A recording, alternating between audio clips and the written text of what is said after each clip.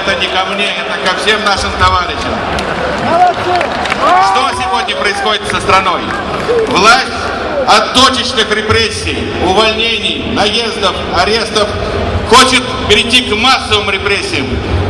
Позволим мы ей это сделать? Нет! Не позволим. И сегодня, когда-то несколько месяцев назад мы говорили, что вы выгоняете народ на улицу, что вы превратили парламент в скучнейшую трибуну, где нет места для дискуссий. Сегодня этим законом у нас хотят отнять улицу. Все, что у нас оставалось с улицы, сегодня хотят отнять улицу. Позволим мы, чтобы у нас отняли улицу? Нет! Позволим? Нет! Мы не дадим улицу.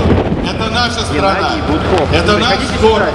И мы имеем право свободно, без оружия собираться и говорить власти то, что мы считаем важным и необходимым. Я хочу сказать, что нас упрекают в том, что у нас нет повестки дня и якобы у нас нет требований. Я скажу, а вы говорите, поддерживаете или нет. Нам нужна новая конституция, которая против монархии и против коррупции. Так? Да! Нам нужен суд, который избирается не исполнительной властью, а избирается народом. Так? Да! Нам нужны средства массовой информации, которые свободно доводят точку зрения до всех. Они принадлежат государству коррумпированному и провластным структурам, которые лопают за денег. Так? Да!